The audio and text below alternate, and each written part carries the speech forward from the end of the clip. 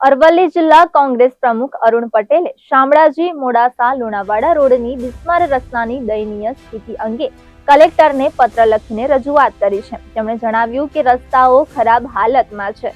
ખાડાઓ એટલા બધા છે કે રસ્તો શોધવો મુશ્કેલ બની જાય છે. આ રસ્તો ખાનગી કંપની દ્વારા 12 વર્ષ પહેલા બનાવવામાં આવ્યો હતો, પરંતુ ત્યારબાદ એક પણ વખત સળંગ રિપેરિંગ કરવામાં આવ્યું નથી, જ્યારે સામાન્ય રીતે 7 વર્ષે રસ્તાનું રિસરફેસિંગ થવું જોઈએ. અરુણ પટેલે તાત્કાલિક મરામતની માંગ કરી છે અને મરામત પૂર્ણ ન થાય ત્યાં સુધી ટોલ વસૂલાત બંધ કરવાની વાત કરી છે.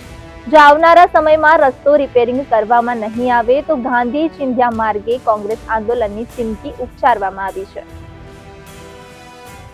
અરવલ્લી જિલ્લાના મોડાસા, શામળાજી અને મોડાસાથી લુણાવાડાનો રસ્તો આજથી 12 વર્ષ અગાઉ ખાનગી કંપની દ્વારા બીઓટી ધોરણે બનાવવામાં આવ્યો હતો.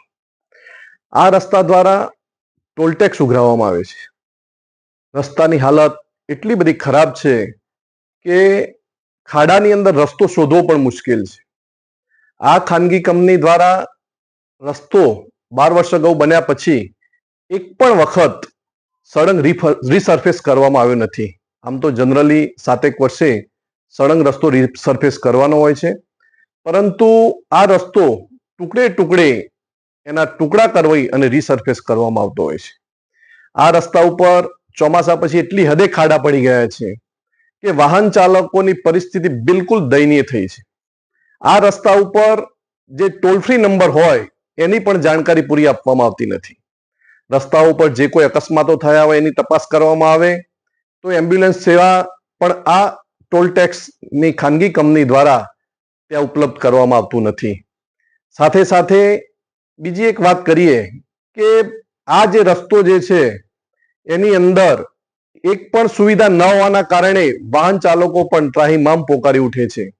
એ સંજોગોમાં આ ખાનગી કંપનીએ પોતાનો લાભ મેળવવા માટે મોડાસાથી જે નડિયાદ રસ્તો આણંદ વાયા ધનસુરા, બાયડ, કઠલાલ એ રસ્તો નેશનલ હાઈવે 5 વર્ષ અગાઉ જાહેર કરવામાં આવ્યો છે.